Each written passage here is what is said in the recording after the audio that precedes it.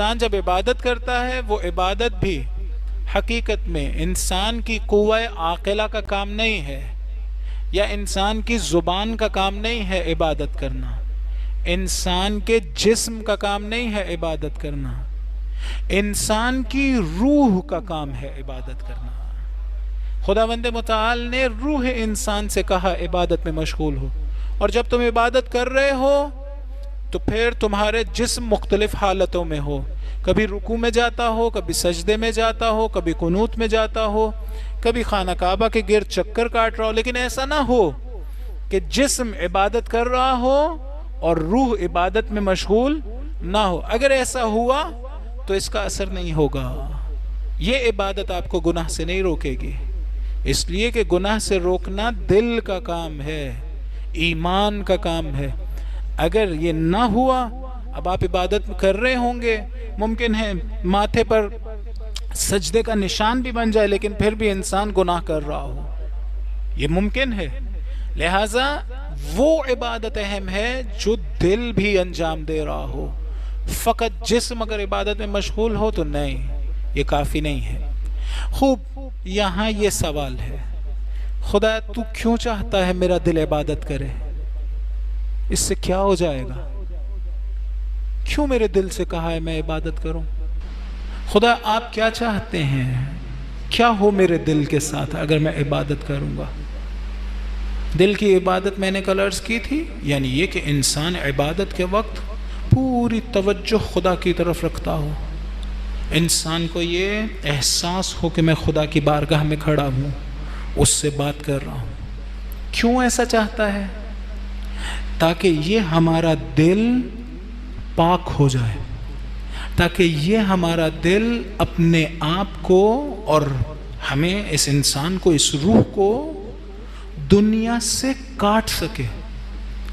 خداوند متعال بار بار ہمیں اپنے آپ کو دنیا سے کاٹنا سکھا رہا ہوتا ہے۔ جہاں عبادت کے مختلف فائدے ہیں، مجھے یہ محسوس ہوتا ہے کہ شاید یہ عظیم ترین فائدوں میں سے ہو۔ عبادت کے ذریعے سے انسان اپنی توجہ دنیا سے کاٹ لیتا ہے۔ جب انسان اس دنیا میں آتا ہے اس کی توجہ نہیں ہوتی دنیا کی طرف۔ سوچ کے بتائیں، جس وقت نماز پڑھ رہے ہوتے ہیں، فرض کریں 5 منٹ کے لیے نماز پڑھ رہے ہیں، اور نماز کیا کرتی ہے آپ کو، یا اسے کیا کرنا ہوتا ہے؟ 5 منٹ کے لیے ہی صحیح، اس کا مقصد یہ ہے کہ کسی طرح سے آپ دنیا سے کٹ جائیں۔ 5 منٹ کے لیے ہی صحیح آپ کی توجہ دنیا کی طرف نہ رہے، خداوند متعال کی طرف ہو جائے، کسی چیز کے بارے میں نہ سوچ رہے ہوں سوائے خداوند متعال کے۔ بعض لوگوں نے یہ ذکر کیا ہے کہ ابھی بیٹھے ہوئے اگر خدا نہ کرے کوئی گناہ سوچ رہا ہو تو اس کا کوئی عذاب نہیں ہے، بہرحال دل پہ ایک قدورت آتی ہے۔ کسی نے پوچھا مولا اگر گناہ کو سوچوں اور اس کے بعد اس پر عمل نہ کروں تو کوئی حرج ہے، کوئی مسئلہ ہے؟ مولا نے کہا اگر گھر کے درمیان میں ایک جگہ پر تم آگ جلا لو تو کیا گھر کو آگ لگے گی؟ کہا نہیں، آگ نہیں لگے گی۔ کہا لیکن دھوئیں سے چھت تو سیاہ ہو جائے گی نا۔ بالکل اسی طرح سے ہمارا دل، گناہ نہیں بھی کیا، صرف سوچا ہے نا تو ایک برا اثر آئے گا۔ خود روزہ کیوں خدا نے ہم پہ واجب کیا؟ ایک کریم شخص، وہ کسی پہ کوئی چیز منع نہیں کرتا، خدا ہم پہ اپنی نعمتیں کیوں روک رہا ہے؟ کیوں کہہ رہا ہے اب کھانا نہیں کھانا، اب پانی نہیں پینا، اب وہ 9 مفطرات ان سے بچنا ہے؟ کیوں؟ ایک مرتبہ پھر خدا مجھے کٹنا سکھا رہا ہے، مادے و مادیات سے، اس دنیا سے ڈھنگ سکھا رہا ہے عبادتوں کے ذریعے۔ ہم نے کیا سمجھا؟ ہم نے کہا نہیں نہیں ایسے نہیں بیان ہونا چاہیے۔ بچوں کو کہہ رہے ہیں یہ واجب ہے، یہ حرام ہے، واجب بس ضرور کرنا ہے تم نے۔ اسے واجب کا مطلب بھی نہیں بتایا، صرف بولتے رہے واجب تم نے ضرور انجام۔ وہ سمجھتا ہے پتہ نہیں کیا کوئی بڑی مشکل اور پریشانی والی چیز ہے، میرے کندھوں پہ خدا نے ڈال دیا، اسے کندھوں سے اتار کے نیچے رکھنا ہے۔ لہٰذا وہ کیا کرتا ہے؟ وہ جلدی جلدی نماز پڑھنے کے بعد محسوس کرتا ہے کہ ہاں اب میں ریلیکس فیل کر رہا ہوں، اس لیے کہ وہ جو میرے پہ ذمہ داری ڈالی گئی تھی وہ میں نے انجام دے دی۔ سکون تو نماز کی حالت میں محسوس کرنا چاہیے تھا، اس سے فارغ ہونے کے بعد تھوڑے ہی۔ لیکن اگر میں نے اسی نماز کو اس کے لیے ایک بوجھ بنا دیا ہے، ایک وزن بنا دیا ہے یہ کہہ کہ یہ واجب ہے، تو پھر یہی نتیجہ نکلے گا. پھر کیا ہوتا ہے واجب؟ واجب کا مطلب اتنا سا مجھے سمجھ میں آتا ہے، ایک ایسا کام جس میں بہت بڑا فائدہ ہو، اور خدا کہہ رہا ہو یہ فائدہ نہ مس کرنا، یہ فائدہ نہ چھوڑنا، بہت زیادہ فائدہ ہے، اگر چھوڑ دیا بڑا نقصان ہوگا. روایت میں ہے کہ اگر ایک شخص فجر کی نماز چھوڑ دے مثلا، قضا ہو جائے، اس کے بعد پوری دنیا سونے میں تبدیل ہو اور وہ راہ خدا میں دے دے، تب بھی وہ نہیں ملے گا جو نماز میں تھا. یعنی بہت بڑا فائدہ ہے. حرام یعنی ایک ایسی چیز جس میں بہت بڑا نقصان ہے، میری روح کو ایک بہت بڑا نقصان ملتا ہے، بس اتنی سی بات ہے. اگر میں بچوں کو یہ سمجھاؤں کہ واجب یعنی ایسی چیز جس میں بہت فائدہ ہو، جس کو خدا نے منع کیا ہو کہ چھوڑو گے تو نقصان، بالکل وہی کیوں خدایا، کیوں میں یہ پریکٹس کروں، کیوں میرے دل کو ضرورت ہے کہ میں اس کو سیکھ لوں؟ اس لیے کہ اگر میں نے اپنے دل سے اس دنیاوی تعلقات کو نہ نکالا تو وہ جو کمالات انسانی ہیں وہ اس دل میں جگہ نہیں پا سکیں گے. لہٰذا کیا فرمایا؟ فرمایا عبادت بھی کرو تو دنیا کی خاطر نہیں.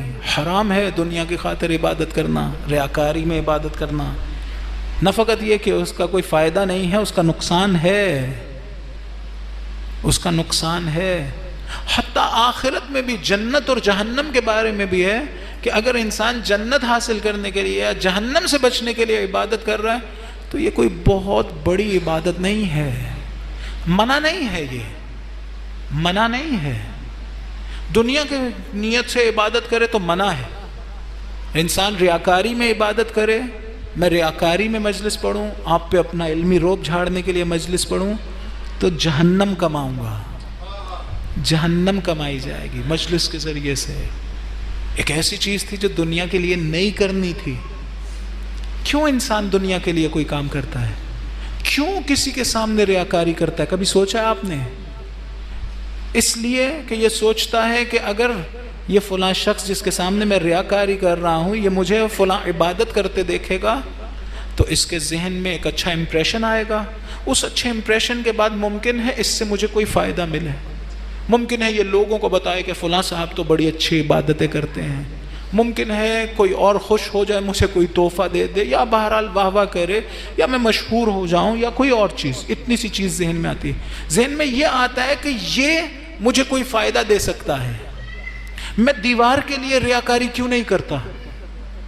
انسان کے سامنے نماز پڑھنے کی کوشش ہے کسی کی، دیوار کے سامنے کیوں نہیں اچھا بننا چاہتا؟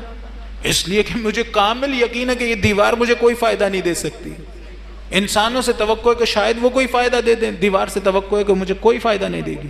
اگر انسان اس کا دل ایمان سے بھرا ہوا ہو، پاک اور پاکیزہ ہو، اسے یہ بات سمجھ میں آ جائے گی کہ انسان بھی مجھے کوئی فائدہ نہیں دے سکتے ہیں. جو فائدہ ہے وہ خدا دے رہا ہے، کبھی انسانوں کے ذریعے سے، کبھی دیوار کے ذریعے سے، کبھی پانی کے ذریعے سے، کبھی مختلف چیزوں کے ذریعے سے. دل اگر اس طرح سے مشغول ہو جائے عبادت میں، یعنی جہاں ہر چیز سے آزاد ہو جائے، خالی ہو جائے، وہاں انسان کا دل نہیں رہے گا، عرش الرحمن بن جائے گا. ایسی جگہ جہاں خدا رہتا ہو، خدا کا گھر بن جائے گا.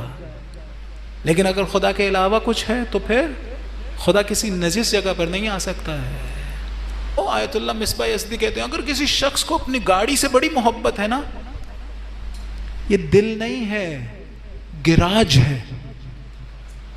یہ دل نہیں ہے، یہ گراج ہے. اگر کسی کو اپنے گھر سے بڑی محبت ہے تو اسے کس چیز سے؟ سیمنٹ سے اور مٹی سے اور ان چیزوں سے محبت ہے. یہ دل نہیں ہے، یہ دل نہیں ہے. یہ ایسی جگہ نہیں بنائی خدا نے جو ان چیزوں سے محبت کرے. بس عبادت کا کیا کام ہے؟ ہمیں آزاد کرنا چاہتی ہے عبادت، آزاد ہونا سکھاتی ہے. اب مجھے بتائیں اگر اس طرح سے عبادت ہوتی ہو، واقعاً دل نہیں کرے گا کہ میں عبادت کروں. خدا مجھے آزاد کرنا چاہتا ہے، تو دنیا سے آزاد، اس کی محبت سے آزاد.